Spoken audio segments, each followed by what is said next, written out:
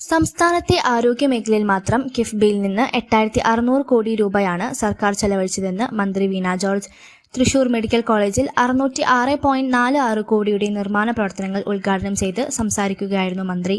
കേരളത്തിന്റെ മെഡിക്കൽ വിദ്യാഭ്യാസ ചരിത്രത്തിൽ ഇന്നോളം ഉണ്ടായിട്ടില്ലാത്ത വിധത്തിൽ ഒരേ സമയം ഒട്ടനേകം പ്രൊജക്ടുകളാണ് തൃശൂർ മെഡിക്കൽ കോളേജിൽ നടപ്പാക്കുന്നത്.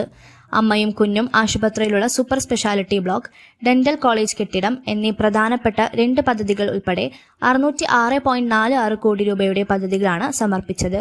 ഒരേ സമയം ഇത്രയും വലിയ തുകയ്ക്ക് ഒരുപാട് പ്രൊജക്ടുകൾ തൃശൂർ മെഡിക്കൽ കോളേജിൽ നടപ്പാക്കുന്നത് ഏറെ അഭിമാനകരമാണെന്നും മന്ത്രി പറഞ്ഞു. സംസ്ഥാനത്ത് മെഡിക്കൽ രംഗത്ത് കിഫ്ബി വഴി നിരവധി വികസന പദ്ധതികളാണ് നടപ്പിലാക്കുന്നത്. ആരോഗ്യ മേഖലയിൽ കേരളം ഒന്നാമതായി മുന്നേറുകയാണ്. കഴിഞ്ഞ സർക്കാർ കാലത്ത് ആരംഭിച്ച ആർദ്രം പദ്ധതിയുടെ പഞ്ചായത്ത് തലം മുതൽ സംസ്ഥാന തലം വരെ ആരോഗ്യ മേഖലയിൽ നിരവധി വികസന പദ്ധതികൾ നടപ്പിലാക്കി. ആരോഗ്യ മേഖലയിൽ മാത്രം കിഫ്ബിയിൽ നിന്ന് 8,600 കോടി രൂപയാണ് ചെലവഴിച്ചിരിക്കുന്നതെന്നും മന്ത്രി കൂട്ടിച്ചേർത്തു. തൃശൂർ മെഡിക്കൽ കോളേജിന്റെ ചരിത്രത്തിൽ ഏറ്റവും വലിയ വികസന പ്രവർത്തനങ്ങൾക്കാണ് തുടക്കം കുറിച്ചിരിക്കുന്നതെന്ന് മന്ത്രി കെ രാധാകൃഷ്ണൻ മുഖ്യപ്രഭാഷണത്തിൽ പറഞ്ഞു.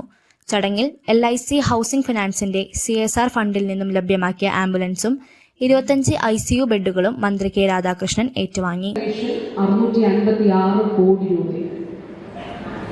പക്ഷെ 2023-24 ഈ അവസാനിക്കുന്ന സാമ്പത്തിക വർഷം, അതോടൊപ്പം നമ്മൾ തുടങ്ങാൻ പോകുന്ന സാമ്പത്തിക വർഷം, ബജറ്റിലൂടെ ആരോഗ്യ മേഖലയ്ക്ക് ലഭിക്കുന്ന തുക 2,800 കോടി രൂപയാണ്. അപ്പൊ ആ രീതിയിലുള്ള ഒരു വർധന ബജറ്റ് അലൊക്കേഷനിൽ ഉണ്ടായിട്ടുണ്ട്. പക്ഷെ അതുകൊണ്ട് മാത്രം നമ്മുടെ സംസ്ഥാനത്തിന്റെ ആരോഗ്യ മേഖലയിലെ അടിസ്ഥാന സൗകര്യ വികസന ആവശ്യങ്ങളെ പരിഹരിക്കുന്നതിന് നമുക്ക് കഴിയുമായിരുന്നില്ല. ആരോഗ്യ മേഖലയിൽ മാത്രമല്ല, വിദ്യാഭ്യാസ മേഖലയിലും അടിസ്ഥാന സൗകര്യ വികസന മേഖലയിലുമോ.